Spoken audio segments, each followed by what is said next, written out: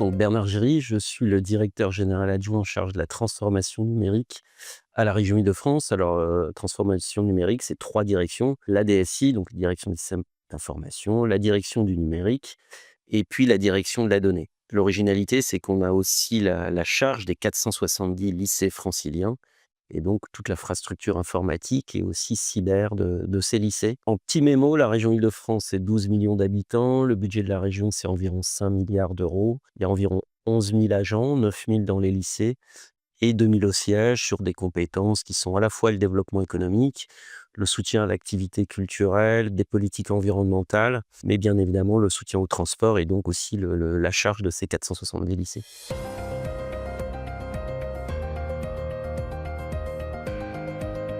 Pourquoi la cyber? C'est que déjà, pour notre propre organisation, on a besoin de sécuriser l'activité de la région et puis, bien entendu, aussi, on a besoin de sécuriser celle, des lycées franciliens et là, on le fait effectivement dans le cadre d'un écosystème sur la partie lycée avec, l'éducation nationale. On a mis en place une politique de sécurité des systèmes d'information conjointe entre la région académique, donc l'éducation nationale et nous et puis on a aussi travaillé sur celle du conseil régional.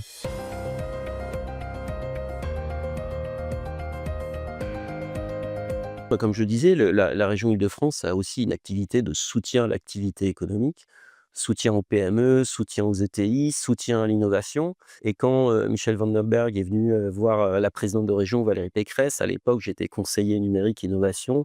Et c'est vrai qu'on a tout de suite adhéré à ce concept de réunir sur un lieu assez emblématique l'ensemble de l'écosystème de cybersécurité.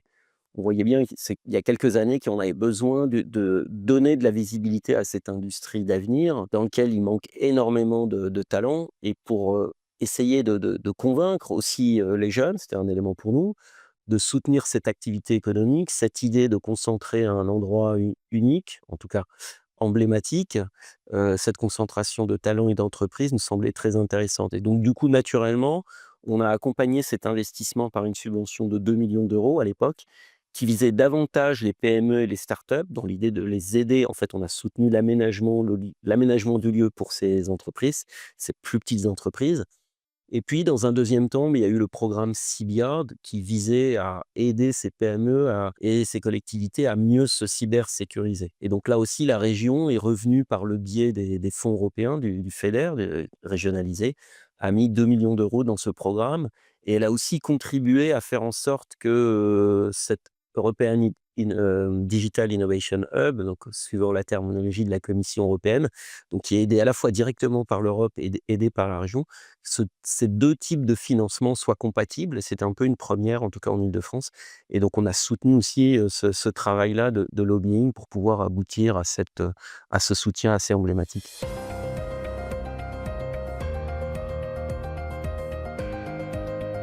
Alors ma vision de la cyber, elle est forcément aussi liée à mon activité, c'est un mix, hein. Je suis le représentant de la région Île-de-France au sein du conseil d'administration du campus cyber. Et donc, je participe, effectivement à ces échanges avec, à la fois les entreprises qui délivrent de la sécurité, ceux qui en consomment et plus les institutionnels. Moi, ce que j'ai vu, c'est que et on l'a vu aussi et finalement ce moment, jeux olympiques, ce moment campus cyber démontrait que le renforcement de la sécurité, il est bien collectif. Et je crois que c'est un élément essentiel. On a vu qu'on travaille en écosystème. Au moment des JO, on s'est globalement tous mobilisés, tous mis à niveau en se disant: «C'est quelque chose d'assez qui peut être assez intense», qui nous a permis aussi de lancer des audits, de réfléchir à ce qu'on voulait faire et cetera, qui était un accélérateur et on a vu, j'ai l'impression que si ça a bien fonctionné, c'est que tout le monde s'est mis en réseau, tout le monde a travaillé ensemble à ce moment-là avec des moyens effectivement conséquents et je dirais que ça peut être aussi ça, le campus, c'est cette capacité à travailler ensemble, à se mettre en réseau, à partager et aussi à communiquer. Parce que finalement, peut-être qu'on pas pour la première fois, mais on a beaucoup plus communiqué sur les questions cyber au moment des jeux olympiques qu'on avait pu le faire avant. Donc on a beaucoup parlé d'héritage, cybersécurité. On a parlé d'héritage des jeux olympiques et du coup, un des héritages, je pense, de ces JO et donc de la création de ce campus, c'est bien la cybersécurité.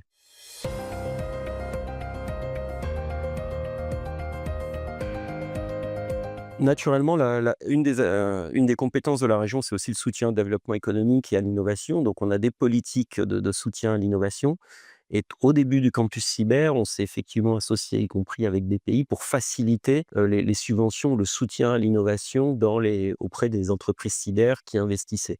Donc je dirais qu'on a essayé de mixer ce qui faisait notre compétence historique et souvent qui se traduit par des subventions dans le cadre de politiques publiques, à un secteur d'activité qui avait été identifié et sur lequel on travaille ensemble.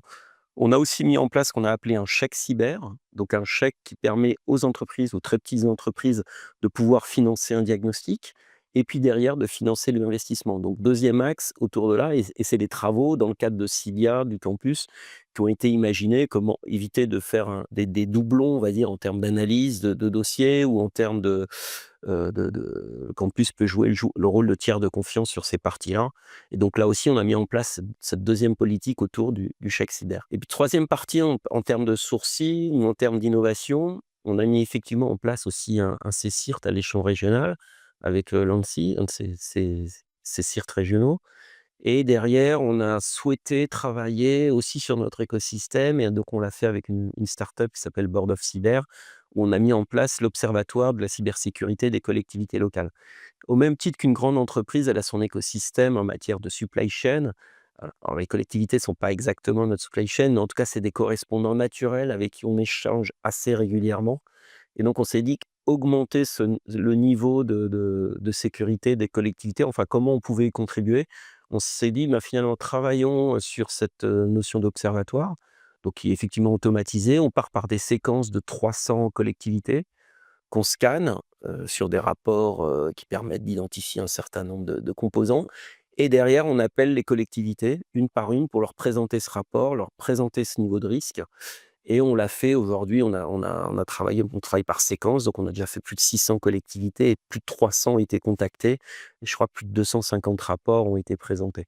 Donc là aussi, c'est notre contribution, on va dire, à la fois qui a rassemblé, bah, des startups, qui sont du campus, nos collectivités locales qu'on a essayé de sensibiliser à ce niveau de risque auquel elles pouvaient être exposées et puis la région qui a financé ça et qui anime cet, sujet.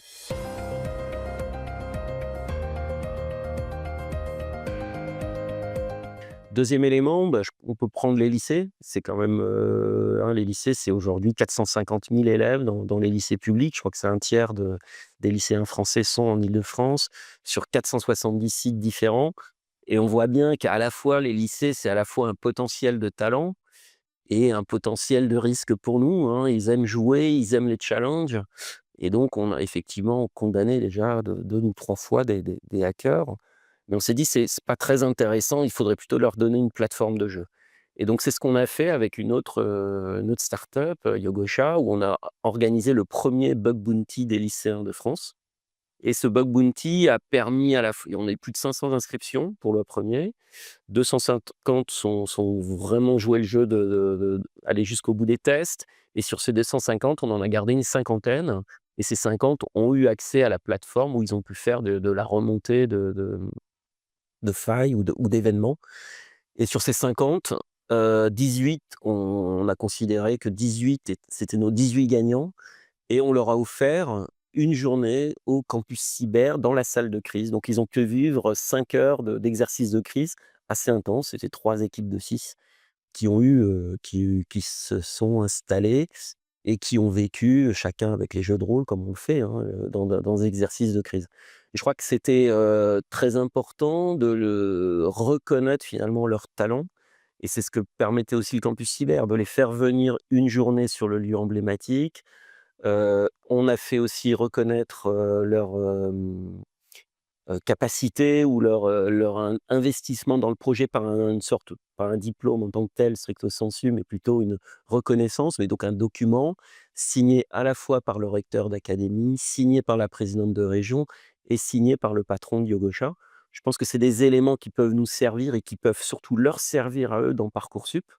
Dans leur CV, on va essayer, de le valoriser et donc, en parlant aujourd'hui, on le valorise et les autres actions, c'est un tel succès qu'on va le reconduire l'an prochain et donc il aura je crois que, c'est une façon aussi de dire que ça a de la valeur pour nous Et donc je crois que les lycéens étaient assez enthousiastes pour différents niveaux. C'est que je pense qu'on a reconnu leur talent.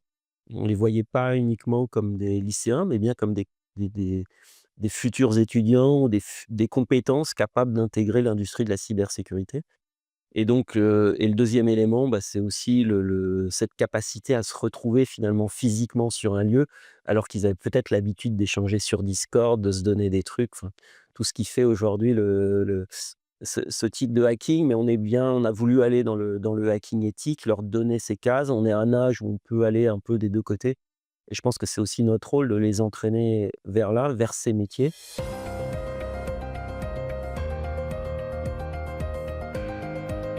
C'est peut-être, un des rôles aussi essentiels du campus aujourd'hui, de produire du contenu pour identifier quels sont les métiers de la cyber, entraîner ces jeunes à Je pense que le programme qu'a lancé le campus sur ces sujets est extrêmement important. Sur les questions d'orientation, je crois qu'il faut y aller. Et puis, puisqu'on est là aujourd'hui dans ce studio, je considère aussi que c'est un élément extrêmement important du campus de pouvoir avoir sa chaîne télé, ou en tout cas sa production de contenu. C'est par ce biais-là qu'on va pouvoir faire s'exprimer toute la communauté, et je pense que c'est extrêmement important aujourd'hui que chaque acteur, et compte tenu de la diversité des rôles, des entreprises, puisse s'exprimer. C'est ce qui contribuera à la reconnaissance du campus.